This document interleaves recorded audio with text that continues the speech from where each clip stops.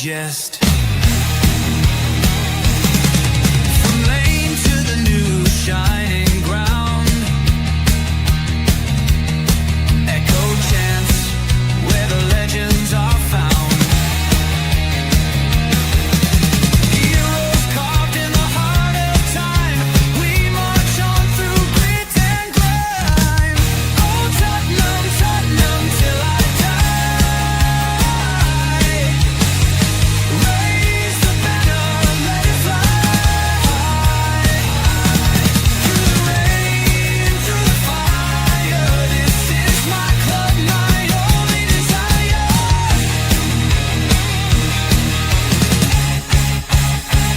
Oh Tottenham, Tottenham till I die. Raise the banner, let it fly. Through the rain, through the fire, this is my club, my only desire. Echoes of King and Greaves in the air. Every goal, the sound declares. Heartbeats pound like a drummer's song, marching forward, fierce and strong. We're the ones who rise in the clash. Numbers running in a white shirt dash. History burns in the roaring crowd. Every game we scream it loud. I'm Tottenham, Tottenham till I die. Raise the banner, let it fly. Through the rain, through the fire, this is my club, my only desire.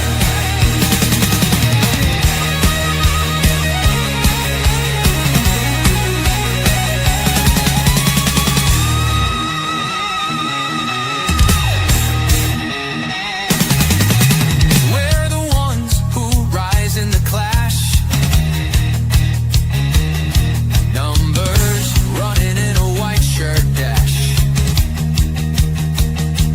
History burns in the roaring crowd. Every game we scream it loud. I'm Tottenham, Tottenham till I die. Raise the banner, let it fly.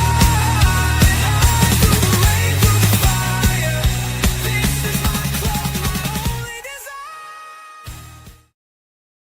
Yes, guys, we're back. Yes, welcome to THFC Till We Die, home of Tottenham past, present, and the exciting future under Thomas Frank. I was about to say Ange Postecoglou there. I don't know why. Try I'm so asking, used to- try asking Forest fans how they feel about that one, Dermot. Yeah, I will do. But guys, yeah, welcome. Look, a lot of news today. Of course, we've got the big game against Doncaster Rovers tomorrow night. We're still going to give Doncaster score no goals. Sorry, Colin. But yeah, firstly, Yeah. joining me tonight is the man, the myth, the legend. That is Tequila. How are you tonight, Tequila? I'm okay. I'm keeping my eye on the Chelsea match tonight because one of my friends is convinced they're going to lose, and I hope he's right. So let me know if Chelsea end up losing to Lincoln. Are they playing? Oh God, please make Lincoln beat Luton, please, please. Chelsea, not Luton. Oh, Chel- no, I hope Chelsea. Chelsea lose. Yeah. Yeah, Chelsea lose to Lincoln. Yeah. Very quickly, just reading on the I'm just put the scores on the other monitor so we keep you up to date with all the very latest from the League Cup tonight. Are you excited the cup competitions to start, Tequila? I am. Well, it's always, let's be honest, it's always our most likely thing we're going to win because we know we're not going to win the league. So, you know, I thought, like I say, for all the grief I give Ange that he deserves, he was pretty good in the cups. We'll have to wait and see if Frank can replicate some of that. Did Brentford, remind me, Dermot, did Brentford under Frank ever really do that well in any of the cups? I don't remember them getting to any like semi-finals or anything ever. No, they didn't. No, they got knocked out by, I think, Gillingham and I think Hull, I think, in recent years. Yeah. But look, I love the cup. I love the cup. Just to give you a bit, Wrexham were drawing 0-0 with Reading. At the moment, it's Wrexham 0, Reading 0. Barnsley, Brighton have got 2-0 up against Barnsley, so Diego Gomez. So that's Brighton ready through. Round 3, just to give you a quick brief of the scores. Barnsley nil, Brighton 2, Burnley nil, Cardiff nil, Fulham nil, Cambridge nil, Lincoln nil, Chelsea nil. It goes always too quick. So we will keep you up to date with that. The key, look, let's welcome in a few people, members, and of course, we always bring that chats up. Big up to you, Wayne. He says, "Good evening, folks. Hope you're all good. I take Kane back in a heartbeat. The question is, would he want to come back?" And I want to say big up to Simon Cohen as well in the chat, and big up from the lane. Simon Cohen says, "Hi Domo, would Kane be able to come back?" I'll answer that in a minute. He also says Kane and Abel joke. I know what you're getting at. Big up to you. We got from the lane, of course, but the price would have to be right. And big up to Patch Thomas. Hi all. You can never step in the same river twice. Very I wouldn't say mythological. What would you call that? Very spiritual. There you go. It's like a Chinese proverb, isn't it?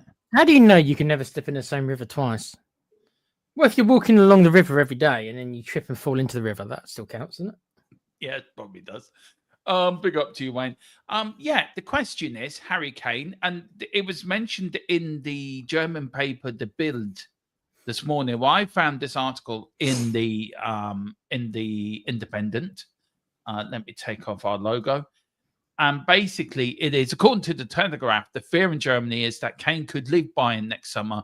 The England captain is extremely happy in Munich, but a return to the Premier League is not being ruled out. However, for this latest release clause to be activated, Kane must inform Bayern of his intention to leave before the end of January 2026. For the time being, though, he is going nowhere. Reports suggest that the clause will drop to £57 million, which is $77 million next summer. Look, the question is, isn't it, Tequila? Would you take Harry Kane back at Spurs? Yes, because we have got one of the worst, in my opinion, one of the worst. I won't say forward line because maybe the forward line as a whole you can debate that, but certainly when it comes to our strikers, I can't think of. I've said to kind of poke the bear a little bit that I think Redbroof is better than Richie. I actually believe that. People may not agree with it, but I actually do believe that. It's an example of how bad I think our strike force is. Solanke, I think, can play a role as a backup. See, we've got it all mixed up. Richie shouldn't be here. Solanke should be the backup. Instead, we've got Solanke as the main guy, even though he's injured more and more. This injury just keeps on kind of continuing, Dermo. The mystery injury that none of us are quite sure what's going on. He is back in training now. He is back in training. He won't be available for the game tomorrow night, but there is a good chance he could be involved in the game on Saturday against Wolves. So, hopefully he is because even though I don't think he's a world beater, he's certainly higher quality in my opinion than anyone else we've got. But yes, so to answer your question, yes. If we would have, if the club would have moved on, right? It's one thing us fans saying we need to move on. If the club would have moved on and replaced him properly, then I might be saying maybe not. But the club hasn't. So let's get him back because we haven't moved on. The club hasn't moved on. So. I also think would leave you going as well. I think that's a major stumbling block. And I think if he sees in January or what the plan is for us moving forward next summer, I think that might also tempt him to come back because he would see a Tottenham team that is primed to win something. Though he has won his trophies, so is it all about getting the Premier League record now in the Premier League? Is that his last thing on his sort of to-do list? He probably values it, but also it might depend who are in for him. What I mean is like if City wanted him, they don't because they got Haaland. But if City, for example, wanted him, Liverpool probably they won't have him now because they've got Isaac. Manchester United would. I don't think Man United 10 years ago, of course. Man United now, not particularly a step up from Spurs. Not more likely to win anything than Spurs. If anything, it might be the other way around.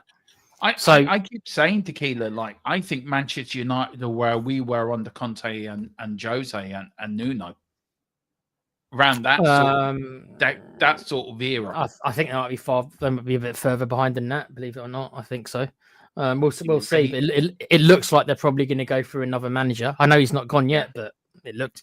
Come on, it's not looking great, is it? Yeah, I mean, he's not going to go to Chelsea. Kane isn't going to. He won't go to Chelsea. I know people think he won't go to Chelsea, and he won't go. And to he won't Arsenal, go to right? Arsenal either.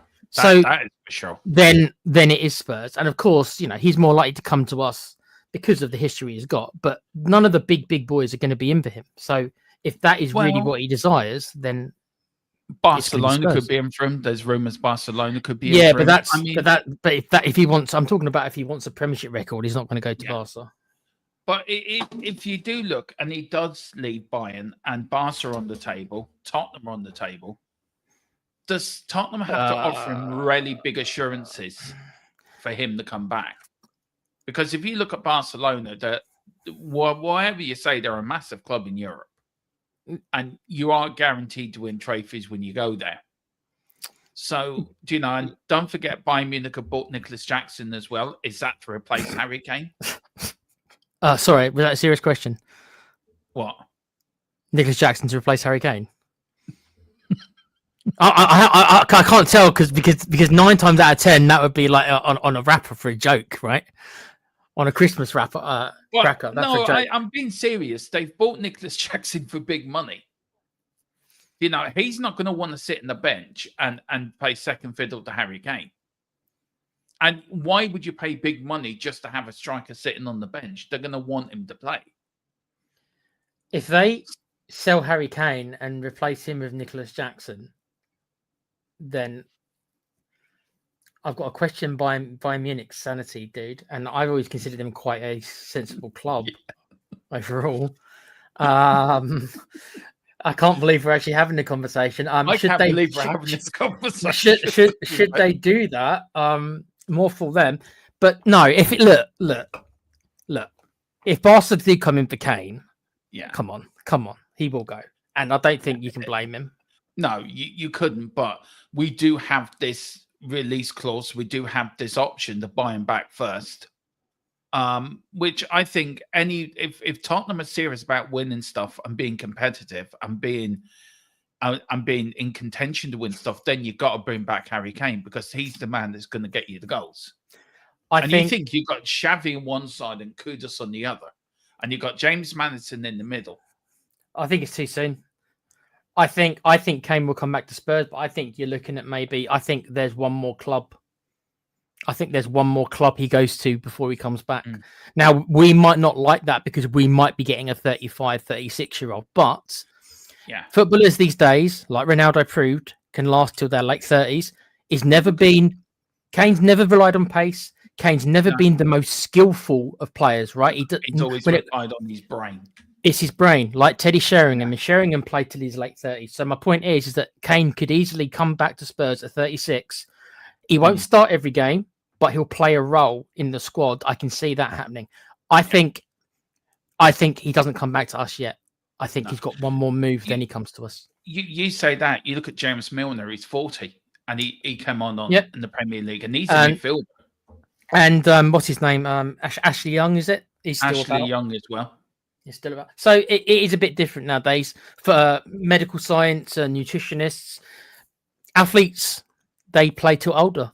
They do. They play till their late 30s. A lot of them can. And like I say, Kane's attributes, a lot of it is mentally. So as long as he keeps himself in good shape, then...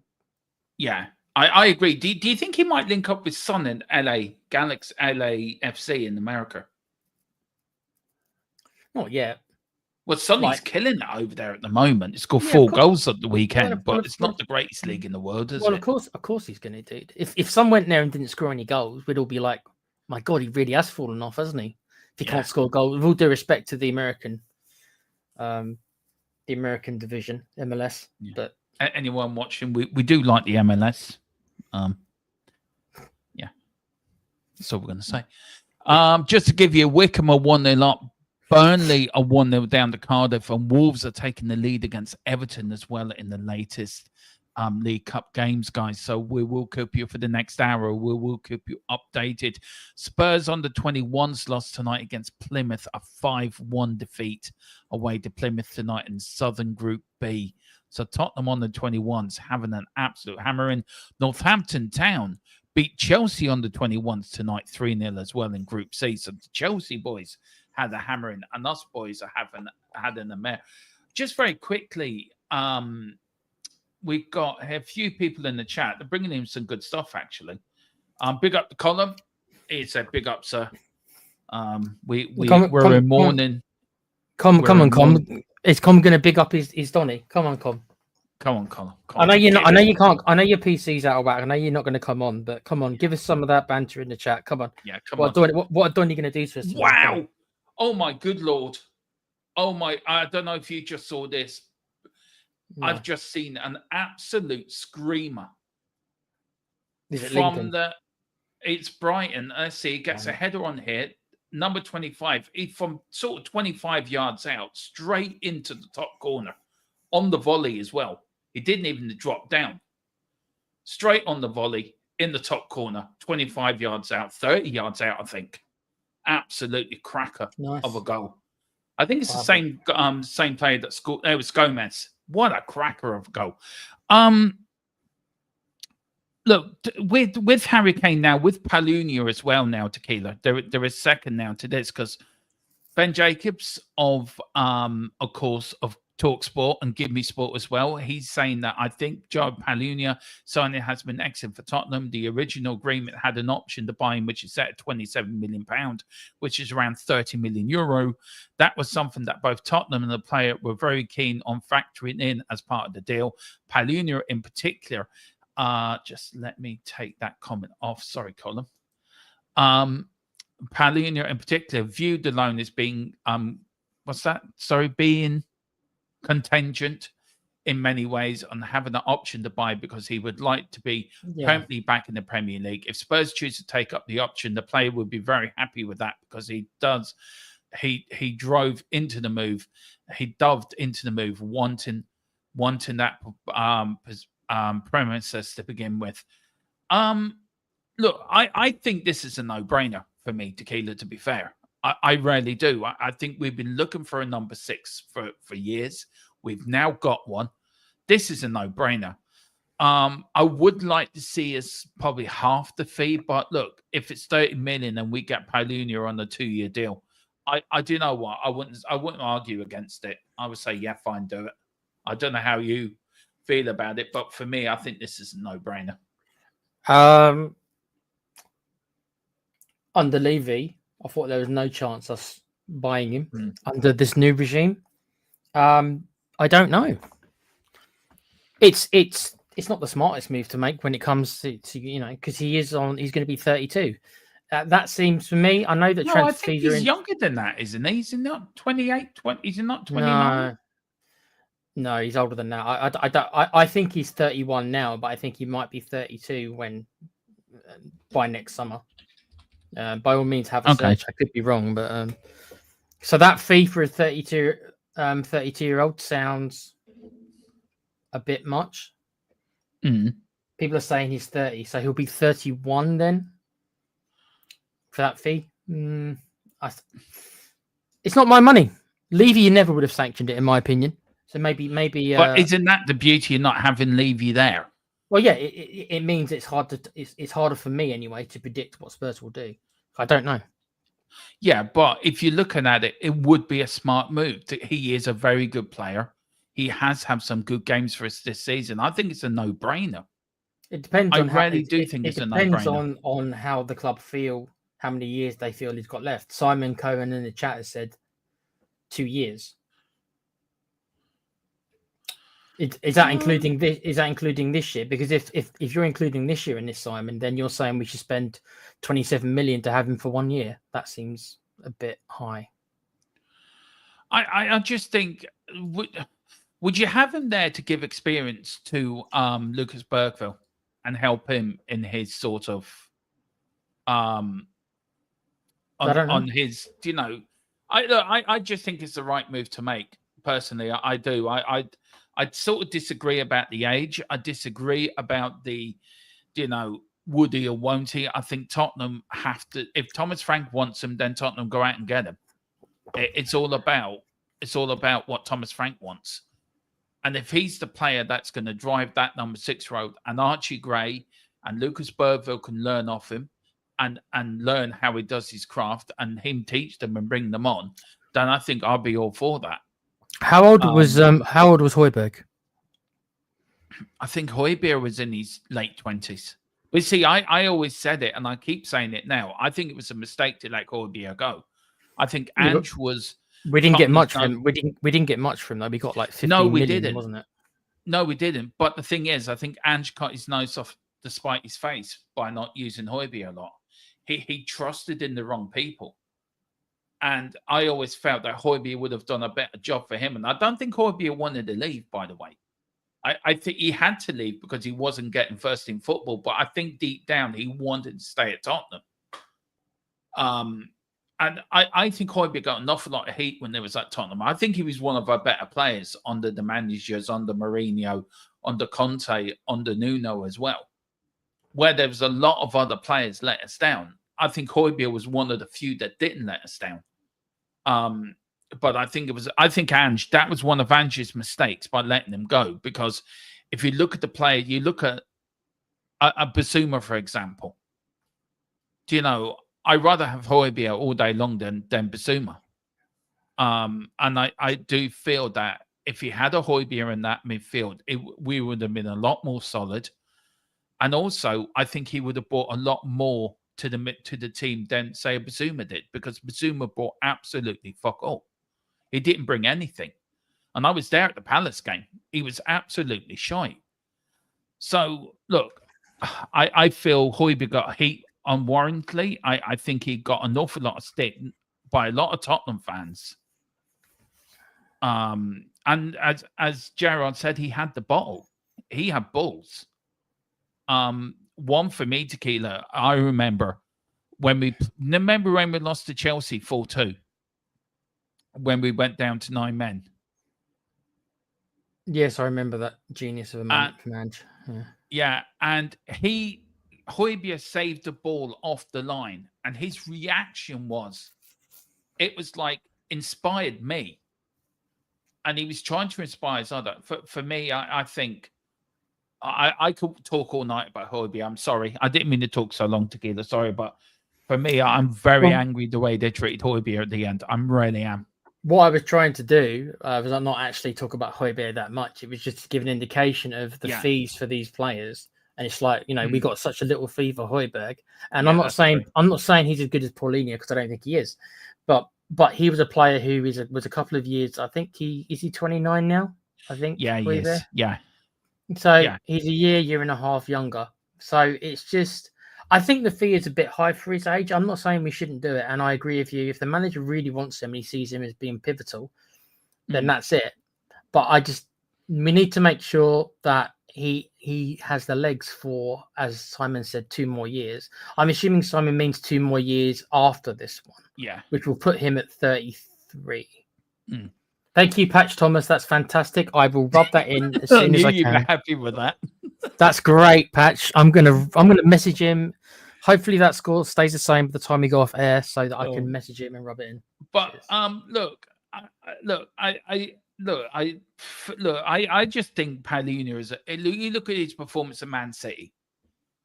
When was the last time we had a number 6 did that job?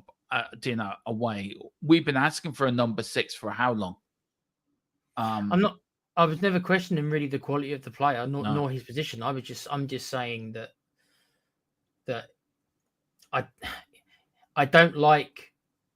I tried to think long term. I don't think he's the long term option. No, unfortunately, because we didn't get him maybe 2 or 3 years. If we would have got him before he went to Bayern, maybe or Fulham, differently. Yeah, or Fulham. Well, I want to ask you a question, then. Right? Look. We know Levy's gone, right, and we know these players now. We've been crying out. You have as well, Tequila, but saying that we need slightly older players and we won't get them because Levy will only buy kids and only buy them for the future.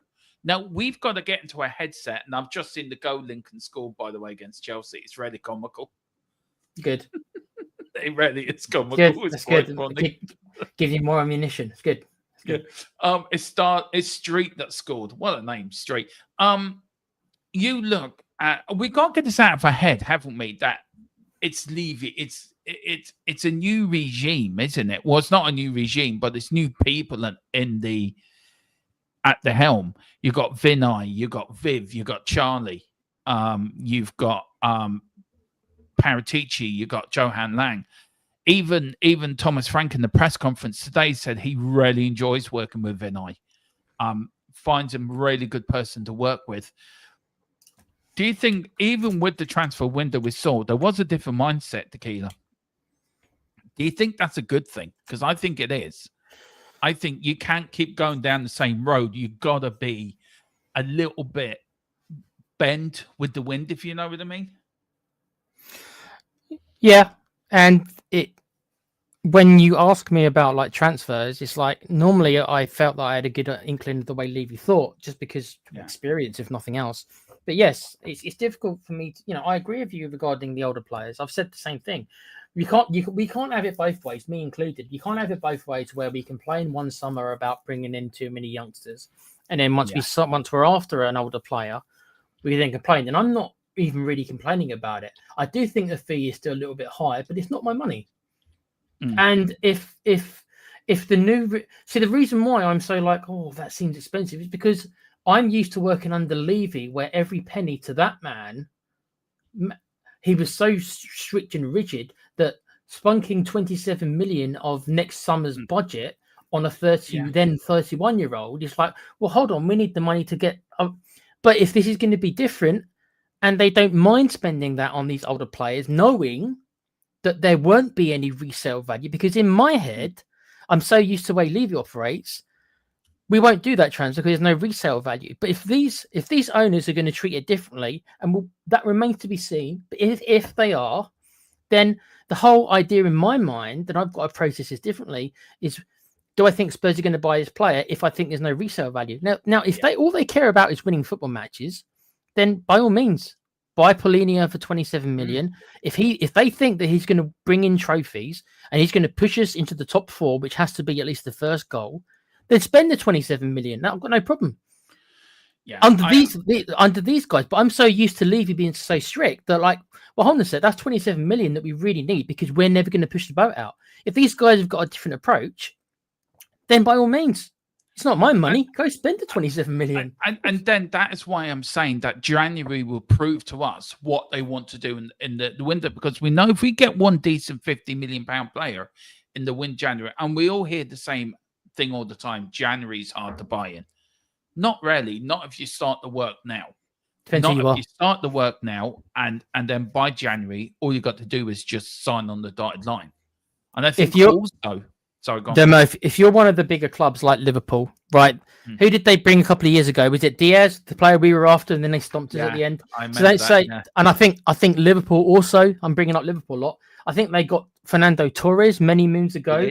So it's not like it can't happen. Is it harder? Yes, but if you really go all out, and that means normally you have to pay a bit more. Let's be honest. Yeah. If you really want to go all out and pay a bit more, they'll get the club will sell.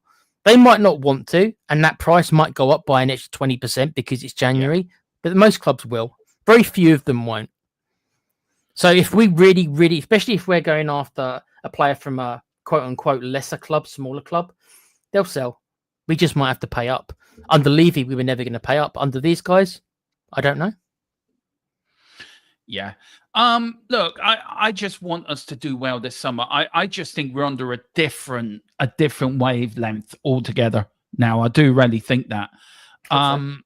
I know I do. And look, I wasn't as Levy out as you, so maybe I don't think the same way as you're probably thinking, because you were so Levy out. I'm not trying to please don't take that as me being patronizing. I'm not. And I think it's the right way you're saying it. I think you are making a few very good points, but I think if you look at it from how I see it, is like, we just need to go out and buy the players the manager needs now. And if Paulinho is we want Paulinho, pay the money. If Harry Kane's available, pay the money. I mean, 57 million, that's a snip. That's an absolute snip for what you're buying, to be fair. It is. I think it is a slightly different argument between the two. Because Kane is, with all due respect, Paulinho is a very good player. Kane is I will use the World-class term player. world-class player, and I don't think there's many of them. He is, or he's also a club legend, which is different than, with all due respect again to Paulinho. So, yes, it's the same kind of thing. They're a similar age bracket, but it is a little different in who we're bringing in. Then let me ask you this then. And we make no. Why am I saying make no apologies for it? I'm watching too much Talk Sport. Sorry, too much Jim Wright in the morning. Sorry. I love it when he says we are talking about Tottenham and we make no apologies. We for make it, no do we? apologies. What's he apologising for? He's not allowed to talk about Spurs. Yeah. I do like watching Jim White in the morning. I'm trying to learn off him. It's as stupidly as that sounds, Tequila. I am trying to pick up bits what he does and trying to improve myself. So I know that probably sounds silly to most people out there, but for me, it helps me improve what I do. Look, you look at Harry Kane. He really is a legend. He's a world-class player. He is probably one of the best strikers in the world. But one thing you get with Harry Kane is you're not getting an all-time top-notch striker. You're getting somebody that can move deep and start bringing other people in. The thing is Harry Kane starting to get into his sort of prime. Do you know, players do get into their primes at different levels. Do you know, is Harry Kane maturing into a different type of footballer now? You could see Harry Kane maybe doing a little bit like Rooney ended up doing. Rooney as he got older. I mean, Rooney was Rooney was a better dribbler than Kane. He was a bit more running at players than Kane does. To be honest, he's not exactly the same exact player, but Rooney dropped back because he had the vision and he had passing. Kane's the same. Like I say, he's probably not as he's not as direct as Rooney was. Right? He's never been that kind of player. But with his passing and his vision, you could see him dropping to play behind the striker, and he's still got a hell of a shot on him. So it's not, he's still find himself in lots of scoring opportunities. But you could see that, can't you? Him playing behind someone. You can, you can, as Colin says, is in his prime right now. I mean, Harry Kane was always a late developer, wasn't he? Really, you look at, he went out on loan, didn't make it. He was nearly sold to Leicester, leaving. Nearly sold him for $1 million. Tim Sherwood said, "No, he's starting tomorrow. If you do that, I'm out of here." Levy sort of backed off, and the rest is history. How do you think he gets on with Xavi and Kudus either side? Do you think that's the front three that really would scare the Premier League? I think it is. I think you got Xavi, Kudus, Kane. I think that matches any front three in the Premier League. If not, that would be probably one of the best front three in the Premier League. I think that's a top. I don't think it's better than Liverpool's, but yeah, I think that I think that's a top 4 front three. Yeah, just about. You know, you're looking at it. Do you know? I think Tottenham have a great opportunity here, don't we?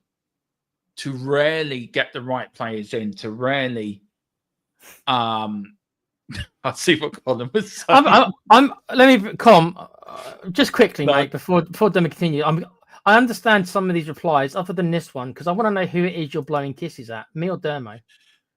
Yeah, that's what I did. I saw it and I thought, I don't swing that way personally. Neither do I. I don't know about the Dermo doesn't. So I don't want to break your heart, but I don't think you're going to get any joy with what you want from me and Dermocom. I'm assuming that was a miss, that he typed that into the wrong chat. Yeah, I think so. Either that, he's after somebody in the chat. You never know. Yeah, you never know. You never know. Or he's just drunk. Or he's just drunk and really merry. Yeah. You never know. Or either that. Well, we did have James joining us from the bath last night, so we don't know what happens on this channel. To be odd, to be fair, you guys are weird sometimes. I'm just gonna say. Yeah. I was meant to be texting the other half, but yeah. Anyway, look, before we finish up in the whole Kane debate, where Harry Kane now could break the record on Saturday in Germany, I think by reaching 100 goals quicker than anyone else. I think it's he would beat Ronaldo's record as well, not on the original R9, but the R7. Do you think? Look, we joked about Jackson going there, but look, I'm going to say it. You can shoot me down as much as you like, but I'm going to say it. Do you think the Premier League is a harder league for strikers, say, like the Bundesliga or Serie A? I mean, you look at Troy Parrott, couldn't kick a ball. Well, that's but you're going way down the leagues now. With all due respect to the Dutch league, you're going. But that's the point I'm making. You look at Harry Kane; he's scoring goals for absolute fun in the Bundesliga. Do you know what I mean? It's the Bundesliga easier than the Premier League. That's the point I make. That's the question I'm sort of asking. Is the Premier League the toughest league in the world to play in? I still class them. I mean, the Bundesliga has risen up than it used to be, but I still class it. You tell me what you think, Dermot. I still class it as the fourth. I still think. I still think you do. You think that it's bigger than. You think it's a better league than Spanish league as well? Yeah, well, you look at the Spanish league, right? 2 teams basically going to win it in Spain: Real Madrid or Barcelona, every year, right? Italy, you look at Juventus are probably going to win it, or Inter Milan are going to win it. It's always 1 or 2 or 3, isn't there? Isn't that the same for Germany though? With Bayern, I know Leverkusen won it last the year before last, but it's mostly Bayern nearly always, isn't it? Yeah, you look at the I get it. See, Com agrees with me. Yeah, I put them as fourth as well, mate. Yeah. Why do you put them as Why do you put them as second, Dermot? I put them as fourth.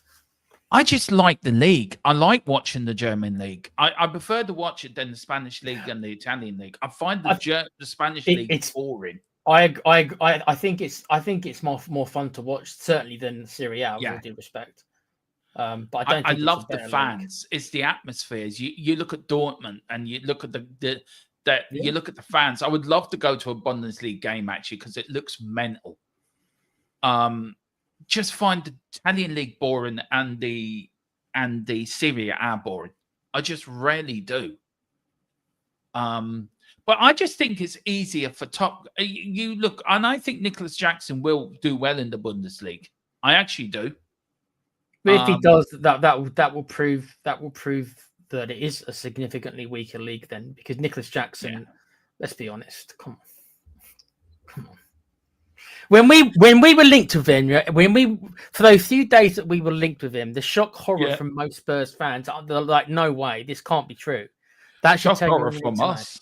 Well, I think you fell off your chair laughing at one point. Yes, that's because it's like things I could see us doing it. I could. And I just I can't believe what I'm watching, but I could have seen us doing it, you know. So look, will he come back or not? Question, yeah or nay. I will put a poll in the chat now for you guys to see what you guys think. Will Harry Kane? I meant to do it before the start of the stream, so I do apologize. Okay, that's not in. So I'll do that now. So Tequila, yeah or nay, will he come back?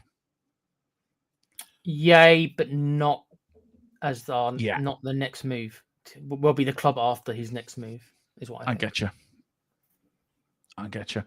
The League Cup, what does it mean to you?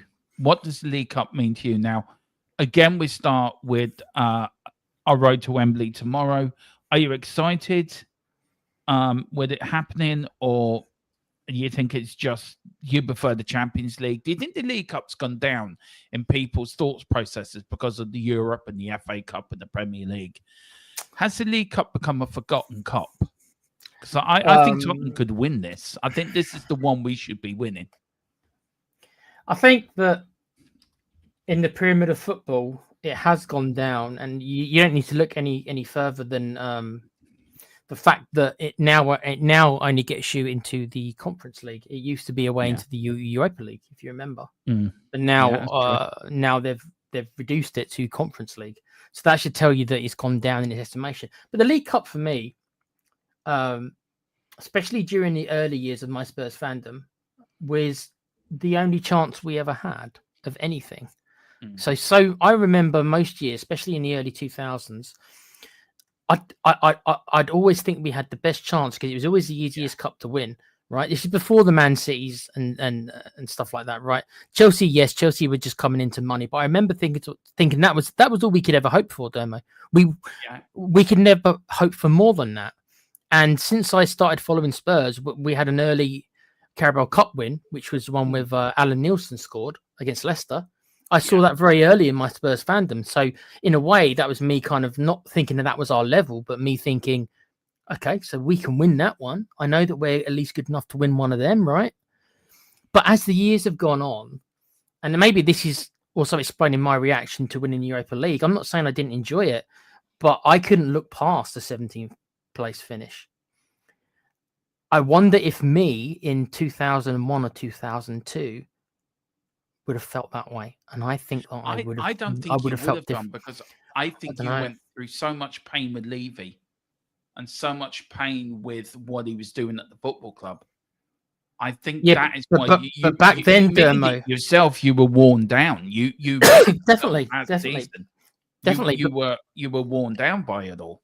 But the me of 2001 wouldn't have believed we had a chance of winning the Europa League or whatever it was, the UEFA Cup, whatever it was called then, right? Because I was so new that I thought that was well within our abilities to do so. But then, of course, Levy, and I'll give him credit where I can, raised the profile of the club, raised the ambition of the club. That. I am sitting down, yeah, and I'm going to take a cold shower afterwards as well. Yeah, I will be back in 1 minute, Tequila. Sorry, just got to come back in 1 minute. I'll finish telling the fans. So back then, I thought that the UEFA Cup was probably out of our grasp, right? I thought all our ambitions could ever be is, we can win the Carling Cup. That would be it. Or the Worthington Cup, whatever it was called at the time. But then as Levy raised the profile of the club over the years, which he did do, he took us from a team who was generally the occasional Carabao Cup, would finish maybe 10th, 12th. Like I say, Stephen Carr running down the wings as our right back. I remember it. Darren Anderton, people remember Darren Anderton. Chris Armstrong, Bobby Samora, Stefan Everson, people remember Stefan Everson, Sergei Rebroff, who I've got there. All these players. But Levy did raise the profile of the club.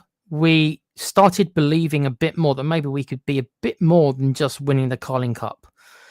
And then we started qualifying for Europe via the league, 5th, 6th places. And we were teasing, knocking on the door of the Champions League under Martin Jol. And then obviously Harry Redknapp finally broke the duck. We all can remember the year that we should have got into the Champions League and we didn't because Arsenal won. Arsenal won the UEFA Cup, I think, that year and stopped us from getting into the Champions League, didn't they? Mm-hmm. So I was able to believe a bit more that we could become more than what we were. I've had this argument with you, Dermo, and not argument, disagreement, difference of opinion with you regarding us being a cup team. Me, Nick of 2001 thought all we could ever be is a cup team. Me now, no, I want more. That's the difference. I would disagree with you there because big up the column who puts in Donny going to huff and puff tomorrow, but put in a fight and probably lose.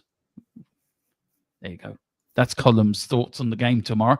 He has sent me a lovely little bits and pieces through WhatsApp, so I will be going through that when I'm going through the games for tomorrow. I'm doing a pre-match video.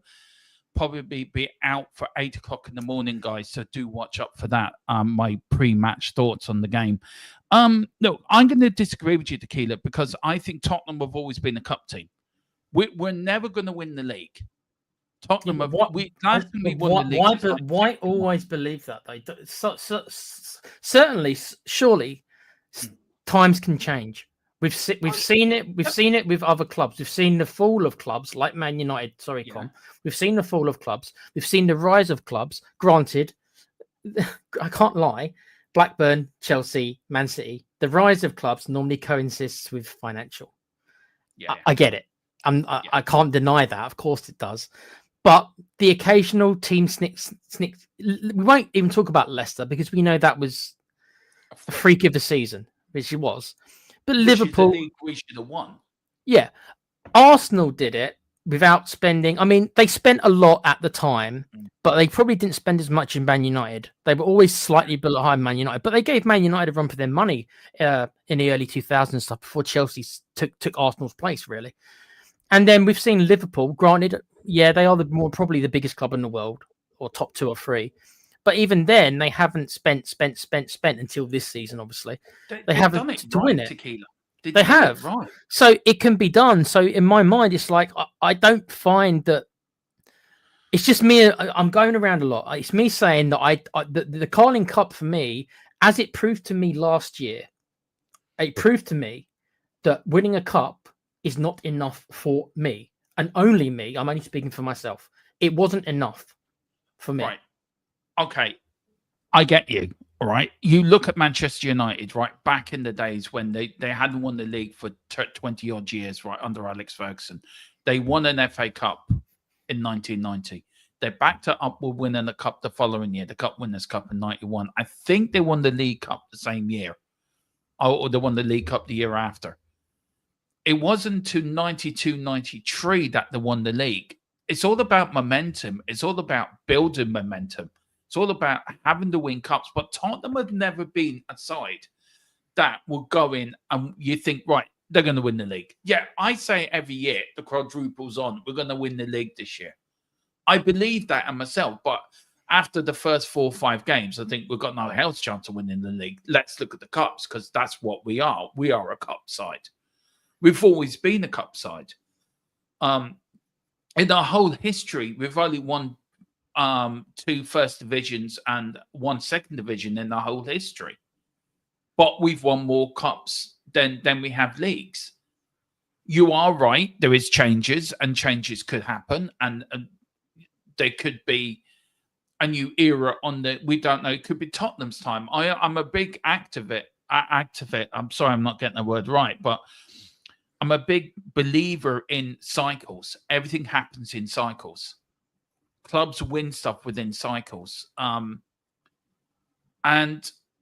where I probably not wait. I understand you want more, but is it because you think I've been a fan slightly longer, Tequila, that I've probably seen success? I've seen us win 2 European trophies. I've seen us win 3 FA Cups, 2 League Cups, get into a League Cup final, get into a Cup Winners' Cup semi-final against Barcelona, reaching the FA Cup final in '87, getting to the League Cup semi-final against Arsenal, losing that, finishing 3rd in the league. We've done that under Terry Venables. Do you think, because I've seen more success, do you think you're more hungry for it? I'm not saying I'm not hungry. I want Tottenham to win everything, but do you think because I've seen a bit more, you want to see what I've seen? Do you know what I'm getting at? That could be elements. I also think that, and this is not me insulting you. Nothing I say isn't to insult anyone, right? And I'm not even saying this is right. It's a theory. I could be right or wrong. I'll see how Dermo thinks about it. Maybe because you're an older fan, at least in how long you've been supporting Spurs, right? You're more resigned to the fact we're a cup team. Probably, yeah. I've never thought of it like that. I've never thought because you've seen, as you said, you've seen UEFA Cup probably when it was a harder competition to win, all due respect, than last year's. You've seen us win FA Cups, which is more prestigious, especially back when we won it. It's more prestigious back then than it is now. You know that's true. The FA Cup was a much bigger deal 20, 30 years ago than it is nowadays. Let's be honest, clubs don't treat it anywhere near they did. Back then, winning the FA Cup was one of the best things you can do. Nowadays, it's almost like a consolation prize for some teams. Yeah, I still think it has its magic. I do feel it's still that the FA Cup is still magical, but not as much as it was, say, 10 years ago. When we last won the FA Cup, we were the most side to win it. Do you know what I mean? I think we've got 8 FA Cups. Now Arsenal are up with 14 or 15. Do you know what I mean?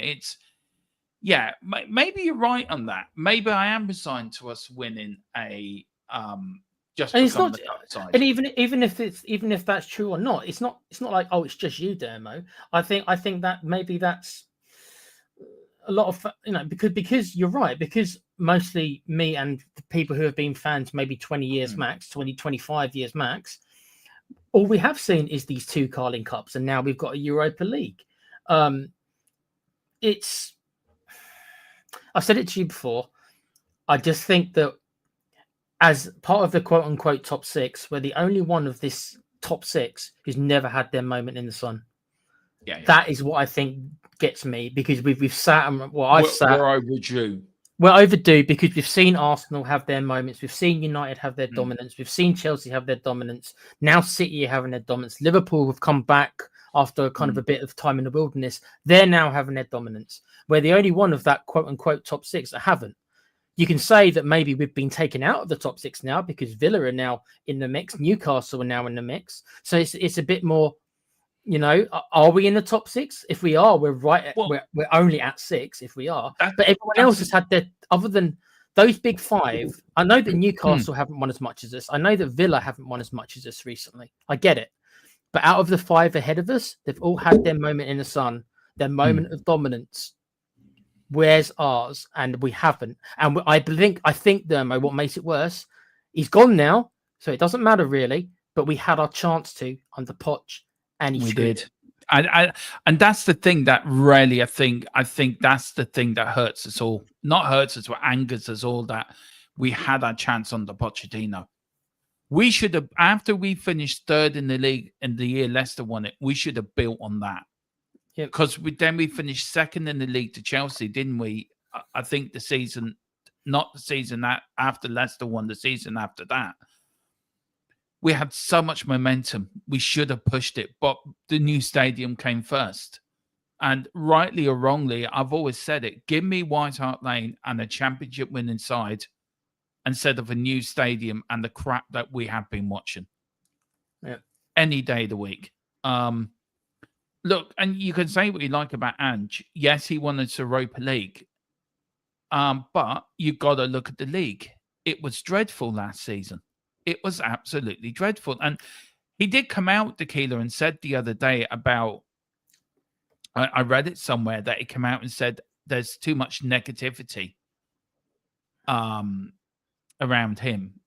And he said nobody talks about him finishing 5th in the league without Harry Kane. Nobody talks about him winning the Europa League. Do you feel that? Look, for me, I think, look, I love Ange. I think Ange is a great manager at Celtic. I don't think he's Premier League management material. But who am I? I'm just somebody who talks on YouTube, runs the Tottenham YouTube channel. I'm not a manager, so what do I know? But I just don't feel he's a Premier League manager. Do you feel that's a bit of a dig at us, saying it's too negative and he should be given more credit?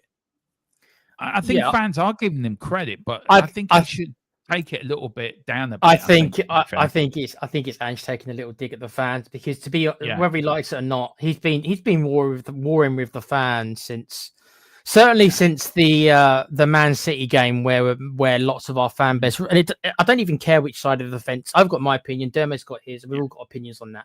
But Ange obviously thought a certain way, and not all, but most of the fans did not agree with him. So that right there was the first sign, really, of a massive, massive divide.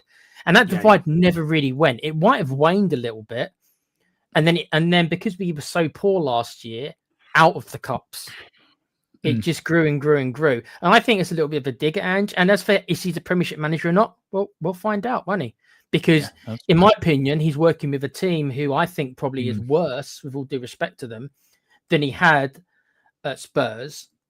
And he's also working under another chairman who also has an itchy trigger finger.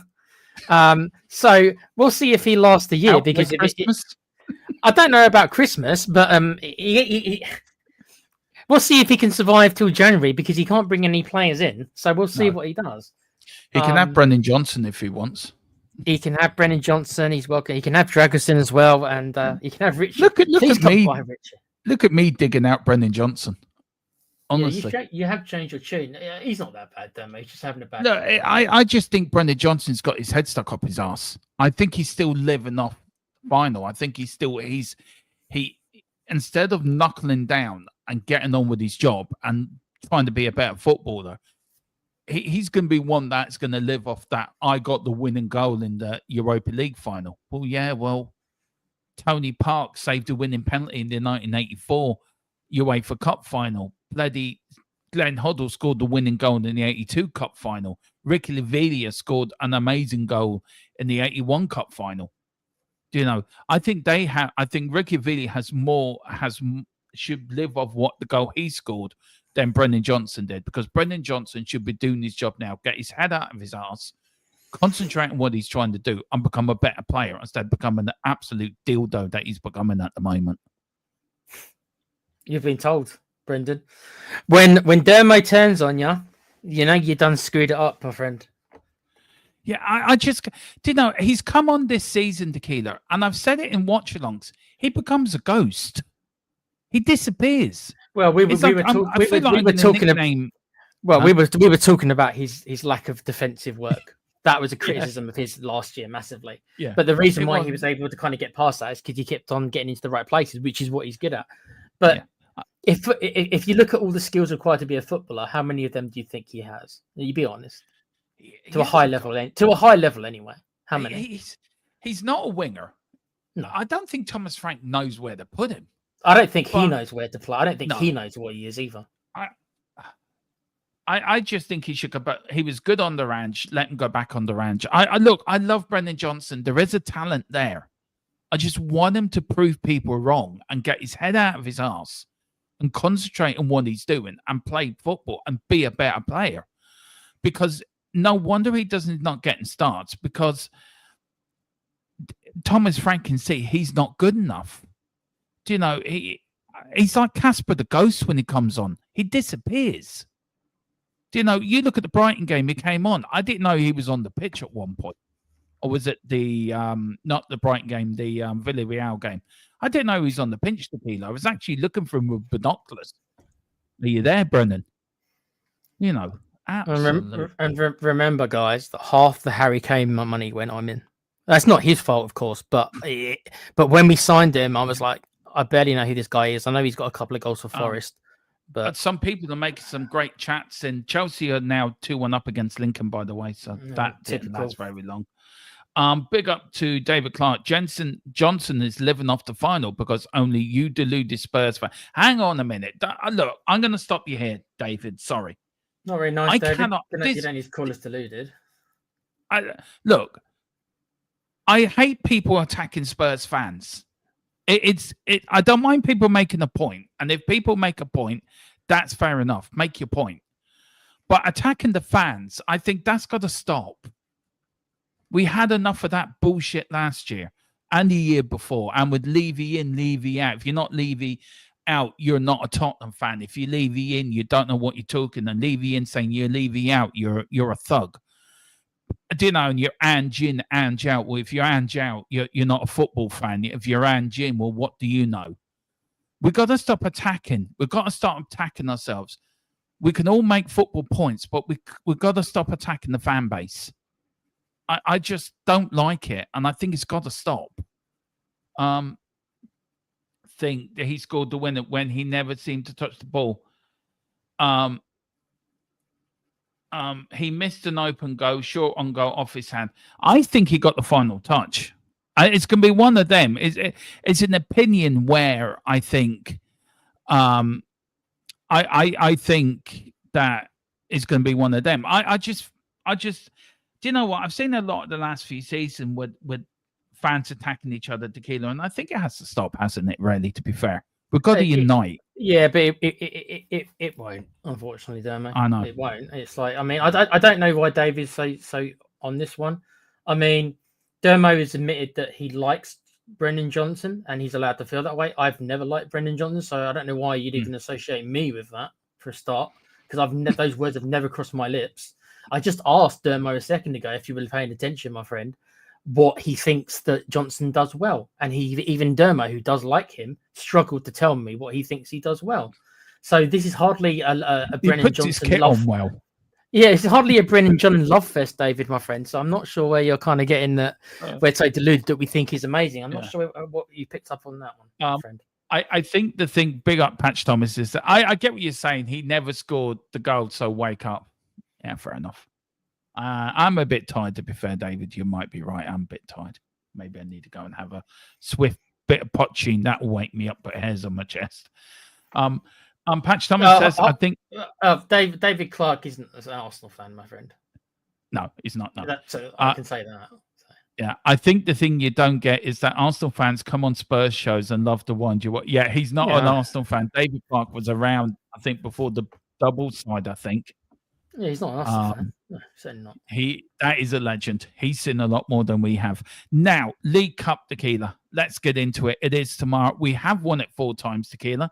March 71, we beat Aston Villa 2-0. March 73, we beat Norwich City 1-0. Ralph Coates got the goal that day, the man that looks like the Hamlet man. If anyone remembers the 80s advert with the comedian, what's his name? Not Corbett. His name will come to me anyway. He scored the winner, and then, of course, as Tequila said, Alan Nielsen scored the winner against us. That was a boring game in '99, and then, of course, very boring. Yes, it was. It was. Justin Edinburgh got sent off in that, I think, by Robbie Savage. I remember Savage winding them up. I remember Martin O'Neill, who was a Leicester manager at the time. Yeah, I remember him being very unhappy. Then again, when wasn't he unhappy? Yeah, Martin O'Neill was a good manager. Was good for us. Qualified us for a major tournament. He was. He did have a nickname though. I don't know if you remember this. I'm going back a lot of years now. Everyone used to call him Mr. Disagreeable because he'd find a way to disagree with everything anyone ever said, just to cause an argument. One thing about Martin O'Neill, he won the European Cup twice under Brian Clough and the league. Yeah. So good player. We did beat Chelsea 2-1 in that memorable final when we came from 1-0 down. I think. Woodgate header, wasn't it? Yeah, and that was our last trophy before we won. God, that does show how bad we've been. We've played 232 games in the League Cup. We've won 135, drawn 40, lost 57, scored 445 goals, 224 against, a 66.81% win percentage in the League Cup. Over the years, Tequila, we've won 100. We played 115 home games, won 77. 74% win rate at home, 62% win rate away. We've played in 9 finals, won 4, drawn 1, lost 1, lost 4. So we've got 50% in that. And the top goal scorers. Now, I thought Harry Kane would be in here, right? Harry Kane's not even in the top 10 of goal scorers for the League Cup.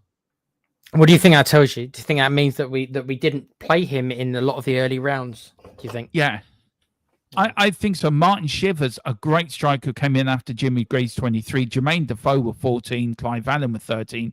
Teddy Sheringham with 13. Martin Peters with 12. Owen goes for 12. Glenn Hoddle with 10. Chris Armstrong, that's going back to Keeler. Wow. Came in for Chris Armstrong got 10 goals. Yeah. I'm surprised he got 10 goals full stop in his Spurs career. He got him from Crystal Palace. He replaced Jurgen Klinsmann. Yeah, I know. I know. And Robbie Keane with 10 as well. We've played Arsenal 14 times in the League Cup, more than anyone. Chelsea 13, West Ham 11, Manchester United 9, Burnley 8, Brentford 7, Middlesbrough 7. David says, I was born in Harlow, Essex on September 15th, 1954. My first live attended game was 1960 at home against West Ham. I'm married a Leicester girl, have 3 sons, elder Spurs fans, other 2 sisters. He's seen some teams, hasn't he, David Clark? I'm so jealous of him. He's seen us win the league. I would imagine then, David, I mean, you tell me if I'm wrong, that you must be ravenous to see us win the league, even more than someone like me who's never seen it. If you've seen it before, then surely you want to relive that again, no? Am I wrong? He's seen the double. Imagine watching the double team. Exactly. Watching the likes of John White, the Ghost, Dave Mackay, Bill Brown in goal, Bobby Smith up front. Who else? Danny Blanchflower, the captain. Terry Dyson on the wing. Who was on the other wing as well? The Welsh player. What's his name? He's still alive as well. Maybe David could let me know in the chat. I can't think. Then watching the whole Jimmy Greaves career at Tottenham, scored a hat trick on his debut. Tequila Jimmy Greaves did. Yeah. There you go. I forget who he made. I think it was Blackpool. Maybe David might correct me on that. I think it was Blackpool. He scored a hat trick on his debut for Spurs. What a player! What an absolute player! I would be quite interested to hear David's I mean, I know he's not on, but Mm. I've said to Dermo on this very show that I think we should strive to be more than a cup team. Dermo has said he considers us a cup team. How does David feel, who's someone who has lived through us winning the league and the cups? How does he feel? Oh, should we go? Is that our role then? Am I wrong to think that we can be more? Should I just I just accept it? That's all we'll ever be, Demo. That doesn't see. I've got to say this. That doesn't sound like to dare is to do, Dermo. No, it doesn't. I mean, by accepting that. Yeah, he does answer it there. Do you want to read it out what he says? Because he is answering you. Normally we don't do this because normally we only bring up members, but because I'm personally asking him this, I'll put it on screen. There you go. Let me read it. I ain't got my glasses on. I would like the league title, but since I started playing football myself, my feeling has always been I want to be excited at games winning leagues or not. That's fair. David knows we had some great teams in the 60s, the early 70s, the 80s. I know I've talked a lot to Philip Brady because he's supported Tottenham through the late 60s, 70s. You know, he's seen the Bill Nick years as well as David Clark did. And he always told me that, you know, when I don't know if David would agree that when Bill Nick left, Tottenham went on the decline. And of course, we hit rock bottom by getting relegated. And Keith Birkinshaw built a side to be exciting again. You had Glenn Hoddle. You had the man in midfield, Graham Roberts, Paul Miller, players like that. It's very much like the 60s side. You need to buy the right players, I think, Tequila, to win the league. But to win the league now, you have to spend millions and millions and millions, hundreds of millions of pounds to win the league.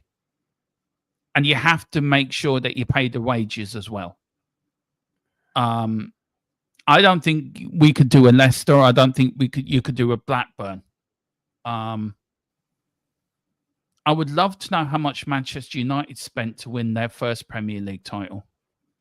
Yeah, but even then, it's relative to the times. Like inflation, not just inflation in normal money, but inflation for players. So it's like, what is the equivalent of what Alex Ferguson spent? You know, it doesn't matter what those numbers were, but what is today's equivalent of what he spent to do it? And then you've got to look at how many other teams was he competing against. To be realistic, what I remember from the early Ferguson years, especially after I started watching in late 99, 2000. He normally was only battling one at a time. He seemed to have one rival at a time. It was normally Arsenal for the first couple of years, and then Arsenal fell away, and then it was Chelsea, then it was Mourinho and Chelsea. Whereas nowadays, you can realistically say, even though, yes, it looks like Liverpool are going to walk it, I thought that anyway, but you can never really write off City, and even though we don't want to admit it, you can't even really write off Arsenal. No. You can see in a world that one of those three, you could even throw, even though I think Chelsea is a bit behind them, you could technically, it wouldn't be the end of the world to see Chelsea win it. But other than that, so that's 4 teams. When you look through Ferguson's era, honestly, how many contenders did he have? He had Arsenal. Then Arsenal were replaced with Chelsea. So Newcastle for a few years. Under Keegan, yeah. Okay. Yeah, under Keegan. You had Blackburn for 1 year under Kenny Dalglish. And then you had Wenger then but don't forget Wenger built a very good Arsenal side. I hate to say it, but he built a very good Arsenal side. You had Patrick Vieira and all that, him in midfield. Vieira and Petit in the midfield. What a midfield! Yeah. What a midfield combination those were. And you look at that 97, from 96 to 99 or 2000, it was a big rivalry between Man United and Arsenal. For, in the year that Man United won the treble, they beat Arsenal, probably one of the best FA Cup semi-finals I think we're likely to see ever again. That Ryan Giggs goal was something else. No, when he ran past half the team, I remember. Yeah. But he did that against us when in 92, 93. He did the same thing against us when he was a younger lad. Like Colin says here, and I sort of agree with him actually. He says to win the Premier League 3 times in a row. So Alex Ferguson spent just 153 to £153 million. That's 355.2 million today. Yeah, but he's right. But also, you got to take into account also the inflation for players has gone much higher than that. Yeah. You got to remember that Berbatov was 30 million. I mean, do you think Berbatov would be worth in today's market at that time in his career? What Isaac levels? Because that's that's how good he was. Yeah, I mean, David did put it in the chat earlier that Isaac's getting £300,000 a week at Liverpool. We have to pay the wages if we want to win the league. If you want us to win the league, and look, if we win the league, I'll be overjoyed. I've never seen us win the league. So. How much do you think Gareth? How do you think Gareth Bale? Remember that year, Gareth Bale, where he was single-handedly winning games for Spurs every week. Spurs were crap every week. Bale pulled out miracles every week. How much do you think Gareth Bale would be sold for today's market? That version of Gareth Bale, after that year that he had for us, how much? More than 150, I think. I think close to 100 million. Because more than that at the time. Bale was the world record at that time transfer. Yeah. I think if he's playing now, I think you're looking at over 200 million plus. And then there's only a couple of teams that can pay that: Barcelona or Real Madrid. Yeah. It's shocking. Just to have a look at tomorrow's game, Tequila. A couple of threats from Doncaster. Number one threat is their winger, Luke Molinic. I hope that's right, Tequila. A strong performer outright, good goal, plus assists, contributions. Demo, don't ask me. Ask the Donny fan in the chat. How do you pronounce his name, Com? Tell us. Crossing opportunities, Spurs need to be solid on the flanks. Owen Bailey midfield, defensive midfield, a high rating in recent games. He can shield the back line and break up Tottenham's attacking transitions, which could frustrate Spurs if they try to play through the middle. And Billy Sharp up front sounds like, do you remember the comic book years ago, Shoot? Was it Shoot or Match? It used to be Roy of the Rovers. Do you remember? I remember Match. I don't remember Shoot. Maybe before my time, Demo. Yeah. High rate. Roy of the Rovers. I remember that. Yeah. Although he is older, Sharp's experience and position can still be dangerous in the cup games, especially in the moments of chaos and set pieces. We have improved on set pieces. Yep. What's that? What's that? You have a talent for overflating prices. Oh, okay. Overflating or overfloating? Overfloating. He went for £2.50 in the Twix for Gareth Bale in his prime. Yeah, right. He must be bored at work. He's very bored at work. Too busy blowing kisses to people. Yeah. I know. I still think it's somebody in the chat. I reckon it was Carl. Carl suddenly came in then. Yeah. Big up to you, Carl. Yeah, he's trying to pull you, Carl. Don't fall for it, mate. Yeah. He'd be sending flowers and wine to you next and taking you out for dinner. He tried it with me and Tequila, but we said no. I don't know if you went with him, Tequila, just for the free meal, but I turned them down. I would do anything for food, you know that, don't I? Yeah. So yeah, look, what is your hopes for tomorrow? I mean, there will be a pre-game thoughts going out in the morning, but I know I'll be doing that solo together. So your thoughts? What's your thoughts on the game tomorrow, and what do you want to see tomorrow? I'd like to see a lot of the B team, quote unquote B team, because if they're not able to get the job done with all due respect to Donny, as Com calls them, then we've got a problem. But then again, we all remember last year, gentlemen, that classic game where everyone got a 1 out of 10 from me. Who is it against Dermo? Remind me. Non-league. Oh, Rexford, was it? Was it Rexford? No, it wasn't Telford. Was it Telford? It started with a T. Yeah. So or maybe somebody in the chat will let us know. Yeah. So we know how bad it can get. Do I think that's going to happen? No, because I think Frank's got his head screwed on more than Ange ever did, personally. But boys, don't make me give you a 1 out of 10 like I did last time. Don't make me have to come on here giving you 1s out of 10s like I did last time. There we go. That was it. It wasn't Tranmere. No, it wasn't Tranmere. Wasn't Tranmere, Carl. Do you know what? I have to go back into my watch along playlist now. Who was it? Because I remember doing the watch. Why can't we remember them? Then they were non-league. You played them last year. We were terrible. Yeah, but because I fell asleep during it, Tequila Nelly, it was that bad. It was woeful. Yeah, it wasn't Telford. I don't know. It wasn't. Is that it? Was it in the FA Cup? It was in the FA Cup. Yeah, it was third round. No, it wasn't. It wasn't Marine. No.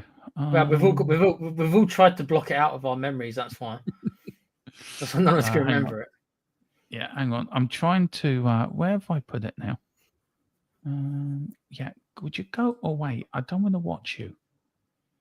Thank you. I'm just entertained the crowd for a minute. Dermo's going to browse the internet trying to find this information out, and he's getting loads of people probably sending him ads for like Pornhub and stuff. Dermo, you do that. Tamworth, thank you, Con. Tamworth, that's it. Yeah, that's it. I found it actually as well.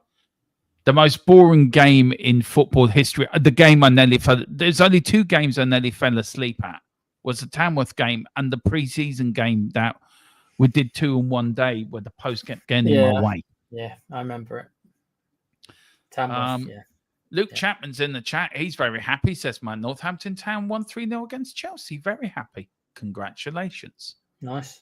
Yeah. Anytime Chelsea lose, good times. Yeah.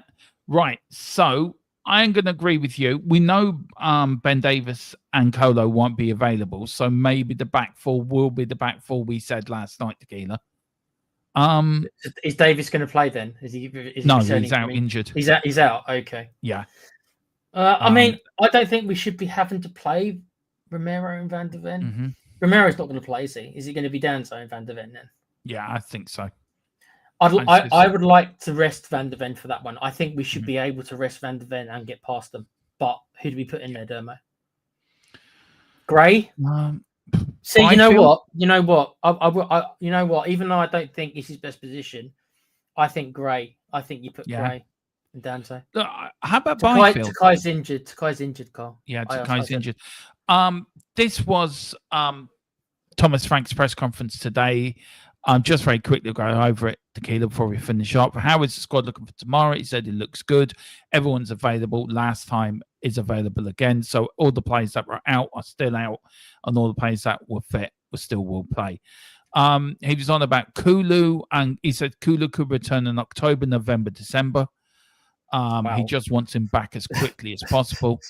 I mean, I know you're giggling. Are you giggling? I'm giggling because it's like could be October, November, December, could be January, could be February, could be March, could be 2028. Yeah. Kind of worrying, isn't it? A little bit that he's that's a 3-month bracket. Bro. He's giving himself a little bit of wiggle room, just to go there. I just want him back as quickly as possible. The medical guys in Kulu are working really hard on that, so it's not tomorrow, but hopefully not too far away. He was then asked, how often do you work on set pieces? Do you have specific routines, or do you adapt to the opposition? We have specific principles and specific routines, no doubt about that. I think it's very important, open play and set pieces.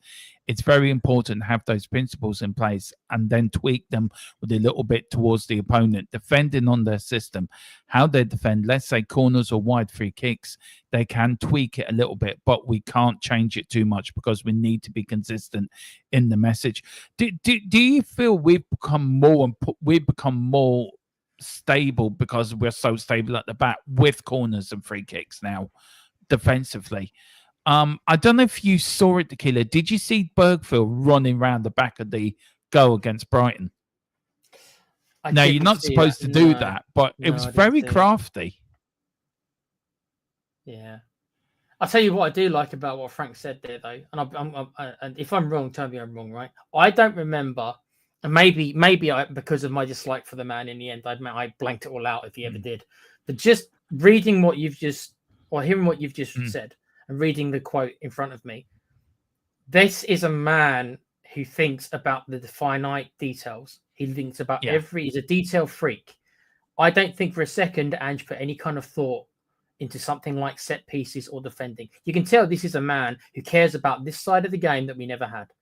That is what I am picking up right away. That hold on a sec, this guy's the detail freak, which is I think you need, and he prepares, as he's just said here, differently for every team. He hasn't got one rigid.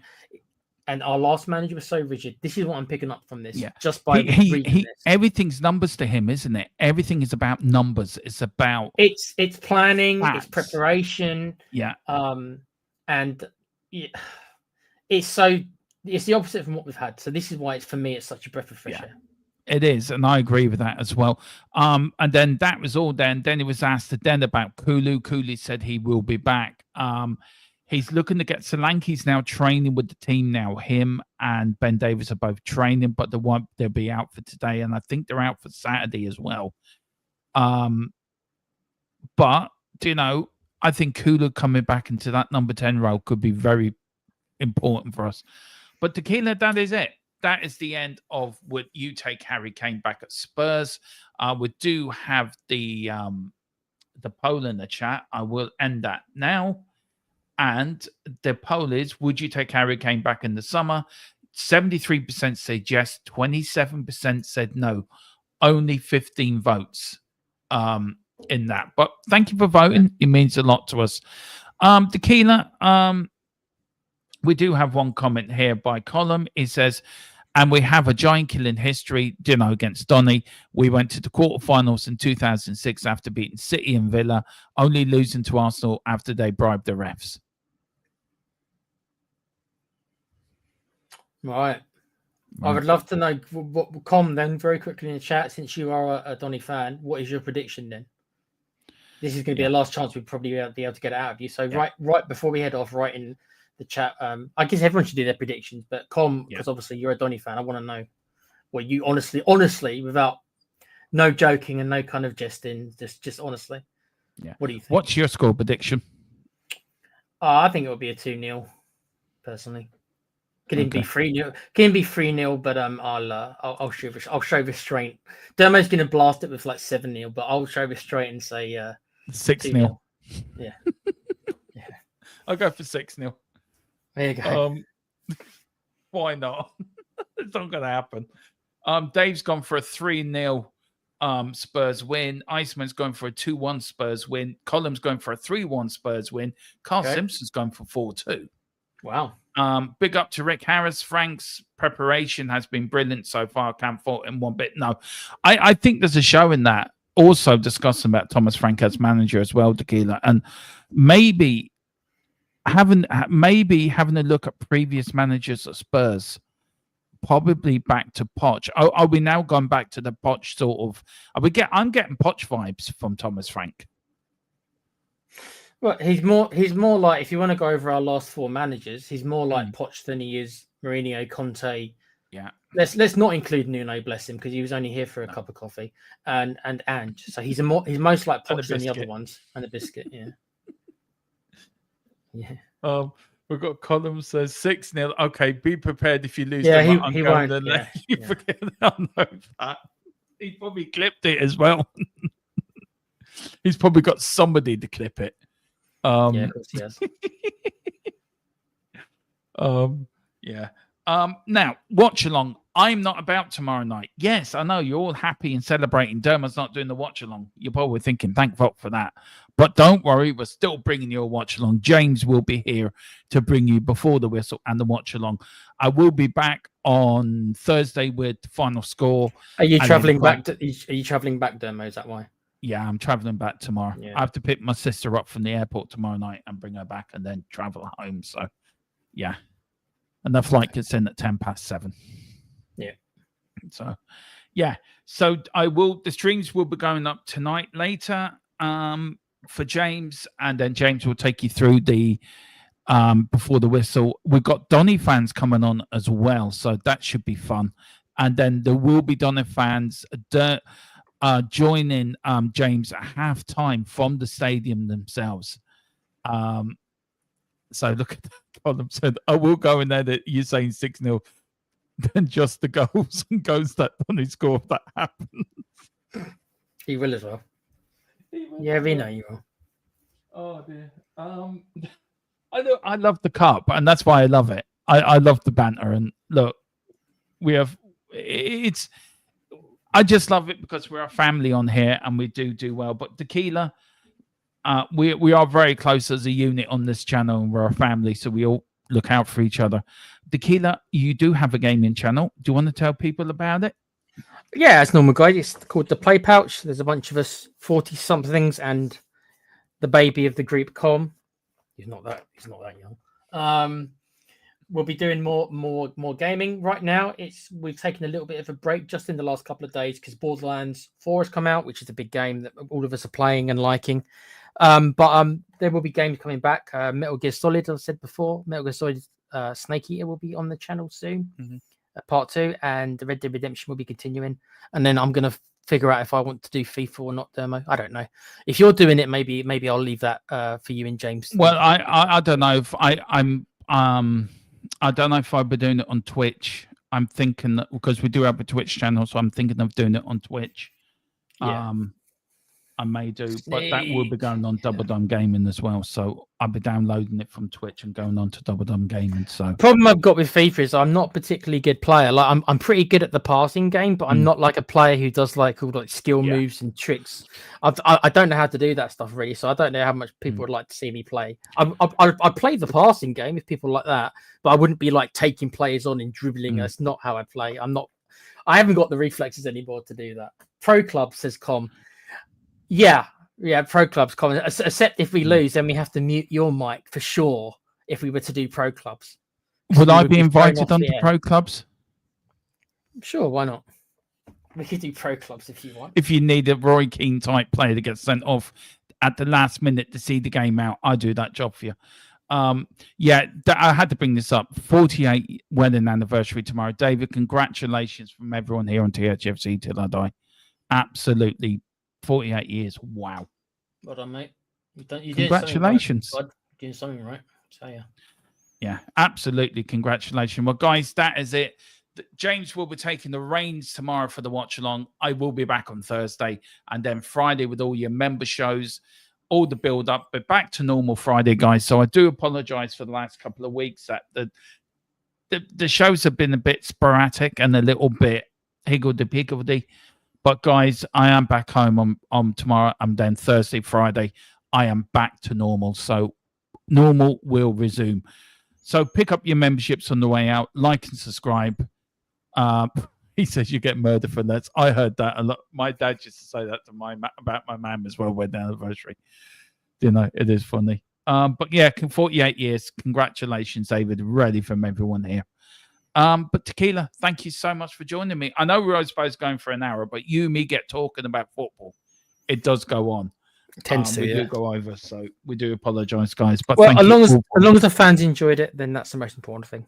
Well, we've got good numbers tonight, more than we normally do, so we have been doing so. Maybe it's putting in the right direction. But thank you all for watching. Come on, you Spurs. In Thomas Frank we trust. 6-0 tomorrow, guys. Do not let me down. Do not let me down. Oh, on that bombshell. Do you want to take us out, Tequila? Sorry, Forest fans. It's just who we are, mate. Good night. From lane to far and wide, with the pride of the fight. On this journey we'll arrive, with our passion burning.